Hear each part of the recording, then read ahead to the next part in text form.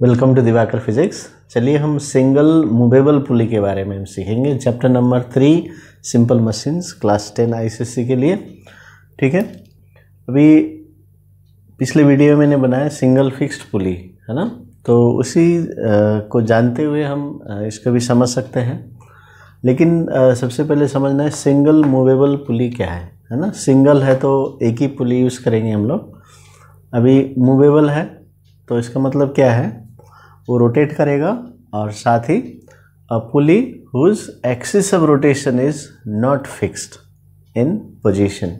Okay, तो ये जो है सिंगल फिक्स पुली में ये पोजीशन फिक्स था। अभी ये क्या है, ये फ्री है, पूरा फ्री है, और जब हम इसको फोर्स लगाएंगे स्ट्रिंग में तो ये पूरा मूव करेगा, है ना, ऊपर में जाएगा। तो ये जो है इसलिए बोलते हैं इसको movable pulley. Whose axis of rotation is not fixed, axis of rotation is movable, free है। ठीक है, तो इसलिए अभी यहाँ पर हम इस तरह से इसको, ये देखिए यहाँ पर फ्री है, इसको ये कनेक्ट नहीं करना है। ये कनेक्ट कर दिया तो ये सिंगल फिक्स्ड पुली हो जाएगा फिर, है ना। तो इसलिए ये इसको फ्री रखना है, इसलिए यहाँ से एक स्ट्रिंग लेके इस तरह से लेना पड़ेगा। तो जब हम इसको ऊपर की तरफ फोर्स लगाएंगे, क्योंकि लोड को हमको लिफ्ट करना है, so you have to apply effort in the upward direction, तो ये पुली भी इसके साथ ही चले जाएगा। ठीक है, और हम जब ये फोर्स लगाएंगे, इम्पोर्टेंट पॉइंट, ये पुली भी ऊपर जाएगा। ठीक है, तो इसका मतलब हमको we have to overcome load as well as the weight of the pulley, because this is movable, है ना। तो इसका भी हम यहीं से सपोर्ट लेके इसको ऊपर ले जाना, so we have to apply extra effort. तो इसलिए ये क्या करना चाहिए, सो लाइटर पुली यूज़ करना चाहिए, ठीक है, then the fixed pulley. Fixed pulley तो अटैच्ड है फ्रेम, कोई प्रॉब्लम नहीं है, तो इसका वेट को कम से कम रखना है। ओके, सो ये एक इम्पोर्टेंट है to increase the efficiency. So how to increase the efficiency, by using lighter pulley और with the minimum weight. Zero weight होना अच्छा है ideally, but we cannot have zero weight, so हमको मिनिमम वेट लेके करना। Okay, तो अभी हमने यहाँ पर एफर्ट लगाना है। तो अभी यहाँ पर एक डिफ़िकल्टी आ जा रहा है। तो क्या प्रॉब्लम है कि जो एफर्ट है ये ऊपर की तरफ लगाना पड़ा। Okay, so that is difficult, so difficult direction. So अभी हमको डाउनवर्ड लगाने से बहुत अच्छा है। अभी the effort which is applied here in the upward direction, उसको डाउनवर्ड करना है, यानी कि how to change the direction of effort. तो हमने सिंगल फिक्स्ड पुली हमने पढ़ा है, तो इसलिए अभी इसको चेंज करने के लिए without affecting the mechanical advantage, है ना, तो ये without affecting it's mechanism, just हम क्या करेंगे, इसको mechanical sorry direction of force को चेंज करने के लिए हम एक और पुली ले सकते हैं। ठीक है, तो वो सिंगल फिक्स पुली का मैकेनिकल एडवांटेज 1 होता है, तो इसलिए हम इसका मैकेनिकल एडवांटेज में वो कोई चेंज नहीं आएगा उसकी वजह से। ठीक है, तो इसलिए हम यहाँ का क्या करेंगे, एक सिंगल फिक्स्ड पुली ले लें। तो और इसको, ये जो स्ट्रिंग है इसको हम यहाँ से इधर लेके जाएंगे, फिर इधर में देखें, then effort will be applied here. तो ये देखिए अभी एफर्ट भी हमारा कन्वीनियंट डायरेक्शन में आ गया। अभी ये जो पुली है ये सिंगल फिक्स्ड पुली है। ठीक है, तो पुली ए, पुली बी, तो pulley A is movable pulley, single movable, B is single fixed pulley.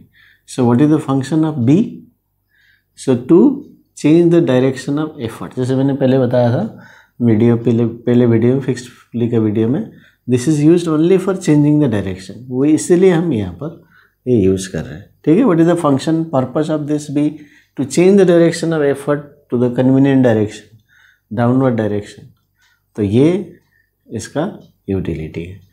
Okay, अभी हम यहाँ पर देखिए, अभी यहाँ पर ये वेट नीचे की तरफ है, इसलिए ये स्ट्रेच रहेगा, तो टेंशन ऊपर में रहेगा, और ये भी टेंशन ऊपर में, और एफर्ट क्योंकि यहाँ लगा रहे हैं तो ये टेंशन आ जाएगा। ठीक है, तो ये कंप्लीट डायग्राम हो गया। ठीक है, so A is single movable pulley, B is single fixed pulley. Why is this used? To change the direction of effort to convenient direction. Okay, because of this is its mechanical advantage is 1, so it will not affect the mechanical advantage of this। ठीक है, तो इसलिए हम इसको use कर सकते हैं, but हमारे पास एक एडवांटेज पॉइंट आ गया। अभी L इज इक्वल टू, देखिए ये जो L है ये नीचे की तरफ है ना। अभी ये जो नीचे का जो वेट है ना, लोड जो है वो यहाँ पर दो strand, two segments of this wire are supporting, तो इसलिए T plus T, so 2T आ गया and effort is equal to T। Then mechanical advantage निकाल लेते हैं पहले, so L by E, so 2T by T, so 2 आ गया। देखिए अभी mechanical advantage 2, single fixed pulley का अपना कितना है 1 और इसका है 2, तो अभी MA इज 2, मतलब फोर्स इज मल्टीप्लाइड 2 टाइम्स, तो आपको एफर्ट कम लगाना पड़ेगा। ठीक है, एफर्ट कम लगाना पड़ेगा, ये फिर से बोल रहा हूँ, हाफ लगाना पड़ेगा, क्योंकि मैकेनिकल एडवांटेज 2 है तो 2 टाइम्स मल्टीप्लाई हो जाएगा। ठीक है, जैसे 100, ये 100 न्यूटन है तो यहाँ पर आप कितना लगा सकते हैं 50 न्यूटन, तो ये क्योंकि ये क्या करेगा डबल हो जाएगा, है ना। इसका मतलब तो यही है mechanical advantage, how many times force is multiplied. Okay, तो लेकिन मैकेनिकल एडवांटेज 2 नहीं होगा, ये है theoretically, because we have neglected the friction, weight of the pulley, तो इसलिए यहाँ पर ही हम इसको बोल देंगे MA इज लेस देन 2, ये याद रखिएगा, ये प्रैक्टिकली। क्यों? क्योंकि एक है friction at the axle, second weight of the pulley, movable pulley. ये इंपॉर्टेंट पॉइंट है, मैंने इसलिए यहीं लिख दिया। तो अभी ये फ्री है ना, ये इसका वेट को भी मैंने जैसे बताया ऊपर की तरफ ले जाना पड़ेगा, ये इसलिए इसका वेट की वजह से इसका efficient mechanical advantage less than 2 आएगा। चलिए वेलोसिटी रेशियो निकालते हैं।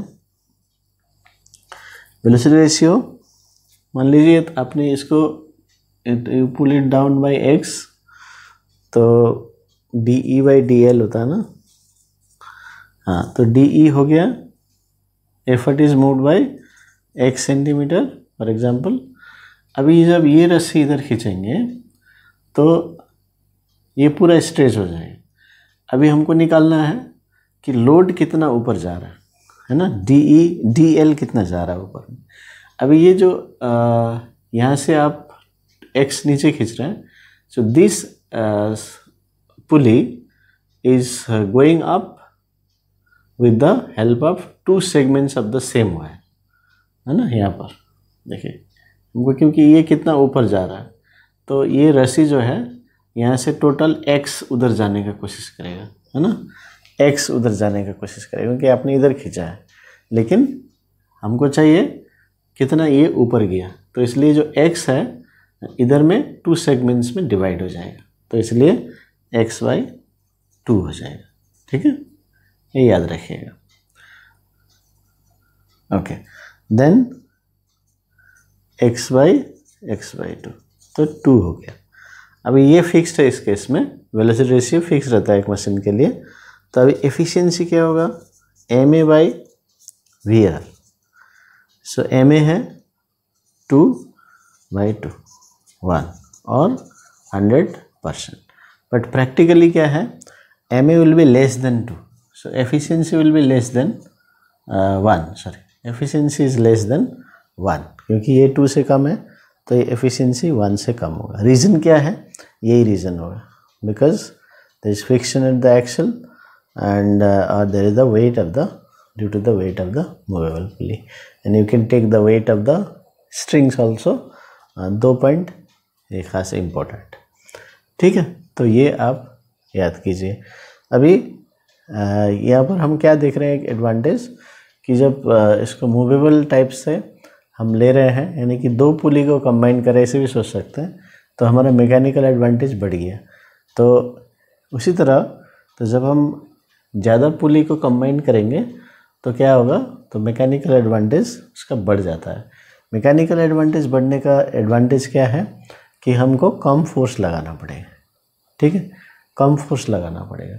तो इसलिए हम चाहते हैं कि मैकेनिकल एडवांटेज बढ़े, ठीक है। तो इसलिए ये single movable pulley is better than fixed pulley in that way. But what is the disadvantage, what is the problem, we have to apply force in the upward direction, but that is changed by using the second pulley, that is single fixed pulley, which will only change the direction of effort. तो ये है, ठीक है। तो ये सब आप इस तरह से पढ़ सकते हैं। Thank you.